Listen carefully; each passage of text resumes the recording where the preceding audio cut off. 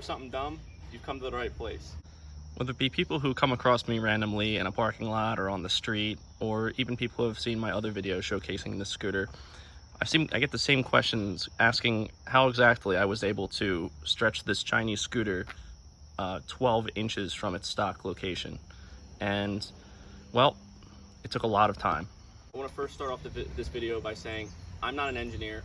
I don't really know what I'm doing, so anything that you see in this video is not a tutorial on how to stretch your scooter, and by no means I don't accept any liability for if you break your scooter, you die while because you did it wrong, or anything like that. This is how I did this, and that is it. So the first thing we'll start with is the, I guess, stretch kit engine mount that I have fabricated here. So this, I'll be honest, this is my first time I've ever attempted to weld anything, and the first product that I've ever made completely from scratch welding.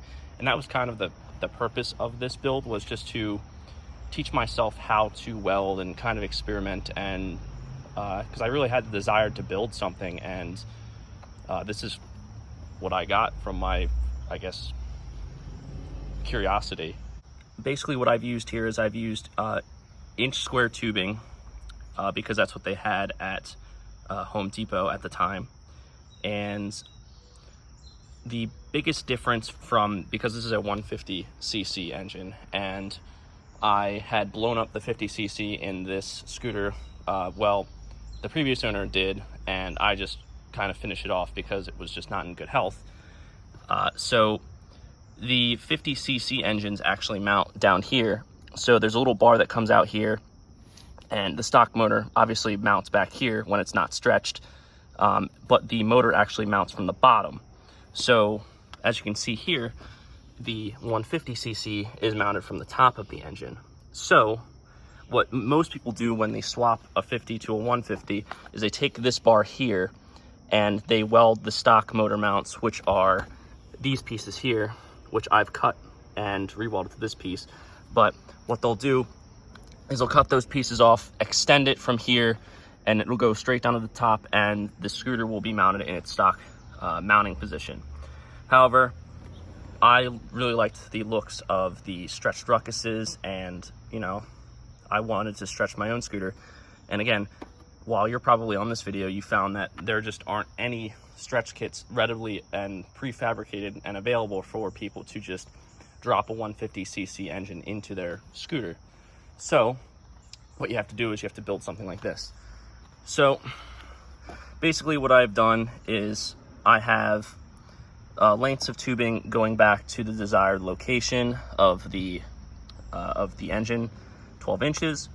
And for reinforcement, I originally actually only had basically a box. So it was this piece here, this here, this here, and then it would come to here and come around and mount there. The bottom, as you can see, I recently added these pieces here. I added a cross beam here and a piece down here to reinforce from the bottom. What I was noticing when I was riding is that I'll get a lot of flexion from the back when I was turning, and that is why I added in the some rigidity for the middle. So if you go about doing this, again, like this is how I did it. I am by no means an engineer, nor am I licensed or very skilled at welding. So again, this is on you whether you do this, and stretch at your own risk, I guess. So the next main thing after you get your engine mounted up is, I guess, getting the 150cc to run. So basically I bought a 150cc engine off of eBay. I believe it was like $250, $300. And from what I know, the 50cc wiring is actually very similar to the 150. I believe there's only a few wires that need to be switched around, and obviously you need to use a CDI for the 150. From what I know, it'd probably be easier just to buy a 150cc GY6 engine harness and put it in just so that everything works as intended. If I find the video that I watched about the wiring, I will link it down below. But one thing I know that I did add, or that was very important when I did the wiring that wasn't mentioned in that video, was that there are wires for the ignition switches up here, the kill switch and the starter. And there's a black, so these wires here, actually. So there's a black and a green with a yellow stripe. And then there are, where is it over here? Yeah, here it is right here. So same things over here. So what I had originally done is that I flipped the wires because the colors were very similar. So make sure when you pull this apart, make sure that you know which wires go to what, because I had those switched apart and I spent probably 2 or 3 hours trying to figure out why I couldn't start my bike, and it was because those wires were switched. But as soon as I flipped them back, it started right up. I believe in the video he'll also mention that there is a box in here that has 4 wires instead of 3.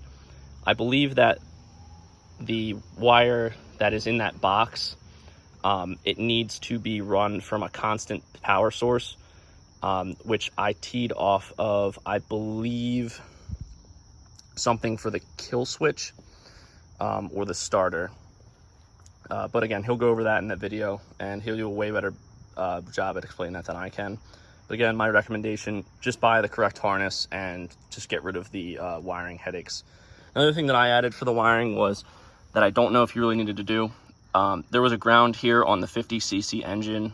He didn't mention it in his video, but I added it just in case. And I haven't tested it without the ground, but I added it just because the 50cc had it and it was in the harness. So I mounted it in the same position as the 50cc. So the next thing you might notice is that the shock has been moved to a different location, because the stock mounting position for the shock mount is actually right here. But, you know, now that your scooter is stretched, it's not really going to line up or do anything and from this angle here. So what I did, cut off the mount, and I originally actually had welded it to here, but it was too far back still. The shock didn't really do anything. So then I added about an inch as well to that to space it back. Now it has a better travel. But then what I noticed is because the roads around here absolutely suck.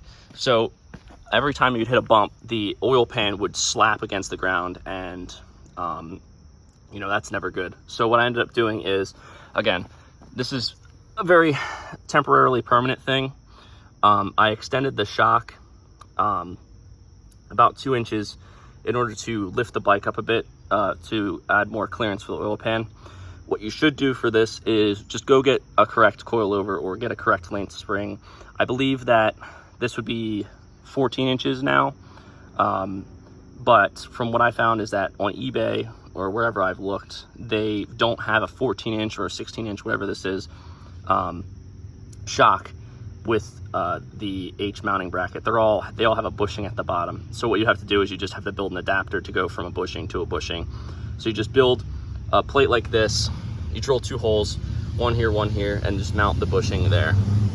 Another thing that's different between the 50 and the 150 is the exhaust. So the 150cc exhaust is actually much shallower up at this end here, so that it kind of swoops closer to the motor, whereas the 50cc is much more long. It is has more tubing here, and it uses a different angle.